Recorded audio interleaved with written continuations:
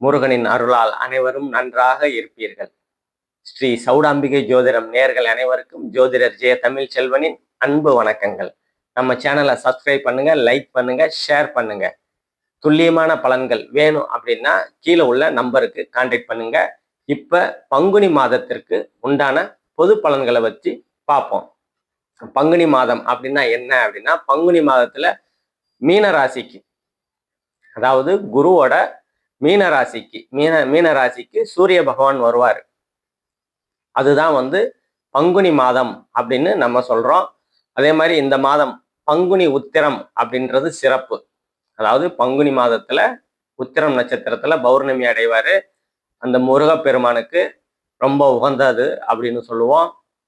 அந்த பௌர்ணமி ஏப்ரல் 1ஆம் தேதி நடக்குது. அந்த பௌர்ணமி தனி சிறப்பு. அதாவது பங்குனி உத்திரம் அப்படின்றத ஒரு தனி சிறப்பா இருக்கும். குரு பகவான் மிதுனத்துல இருப்பாரு.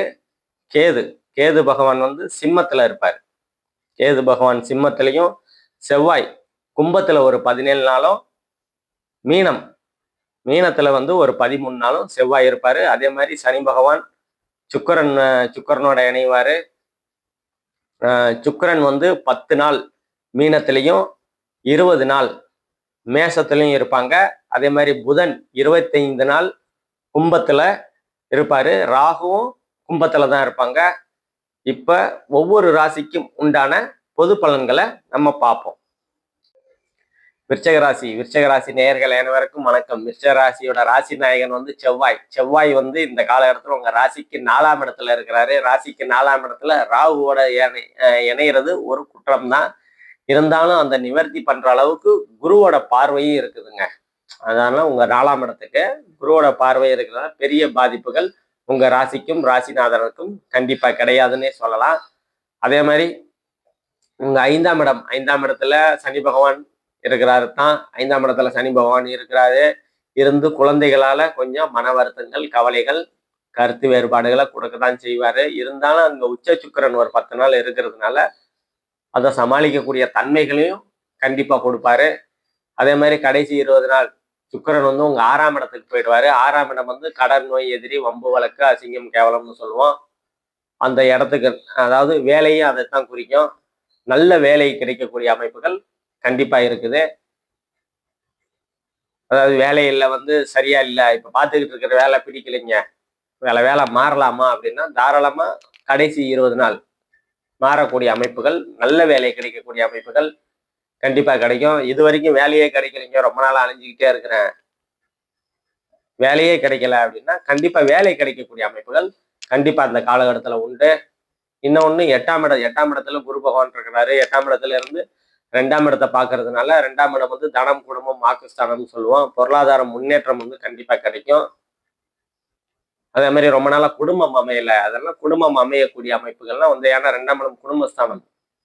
2ஆம் அதிபதியே குரு 2ஆம் இடத்தை பார்க்கறது ஒரு தனி சிறப்பு தான்.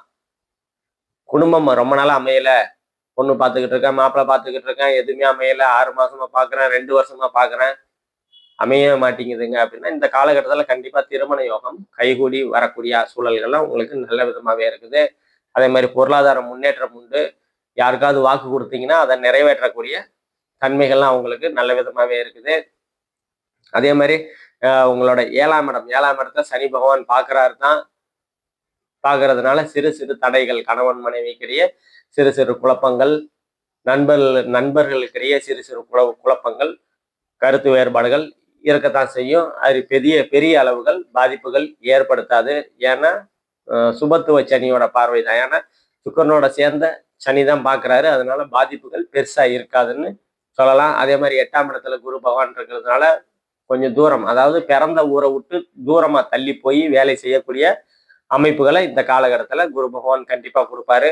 அதனால பண வரவு, தன வரவு கிடைக்கும். ஏன்னா 8ஆம் இடம் மூலியமா 8ல இருந்து 2 பார்க்கறதுனால கொஞ்சம் பிறந்த ஊரை விட்டு போன காசு, வேலை கிடைக்கும் அப்படின்ற அமைப்புகள் இருக்கிறதுனால உங்களுக்கு கண்டிப்பா அந்த அமைப்புகளும் கண்டிப்பா இப்ப நிறைவேறக்கூடிய சூழல்கள்ல கண்டிப்பா இருக்குது. அதே மாதிரி 12ஆம் இடத்தை சுக்கிரன் பார்க்கறதுனால அயன சயன போகஸ்தானம்னு சொல்லுவோம். அதாவது வெளிநாட்டு தொடர்பு, ஏற்றுமதி இறக்குமதி பிசினஸ் பண்ணிட்டு இருக்கிறவங்கலாம் இந்த காலகட்டத்தில் ஒரு படி உயரக்கூடிய ஒரு நல்ல அமைப்புகள் இருக்குது. அதே மாதிரி வெளிநாடு போய் சம்பாதிக்கணும், வெளிநாடு வேலை தேடிக்கிட்டு இருக்கேன், ரொம்ப நாள் அமையவே இல்லை அப்படின்னா, வேலைக்கு இருக்கக்கூடிய 6ஆம் பாவத்துல உட்காந்து 12ஆம் பாவத்தை பார்க்கறதுனால வெளிநாட்டு வேலை தொடர்புகள்லாம் இந்த காலகட்டத்தில் உங்களுக்கு கண்டிப்பா கிடைக்கக்கூடிய சூழல்கள் உங்களுக்கு கண்டிப்பா சுக்கிர பகவான் செஞ்சு கொடுப்பாரு. இப்ப நம்ம பார்த்தது எல்லாமே பொது பலன்கள் தாங்க. துல்லியமான பலன்கள் வேணும் அப்படின்னா கீழே உள்ள நம்பரை கான்டாக்ட் பண்ணீங்க. பிறந்த நாள், நேரம், இடம் இந்த 3ஐயும் கொடுத்தீங்கன்னா துல்லியமான பலன்கள் கிடைக்கும். நன்றி, வணக்கம்.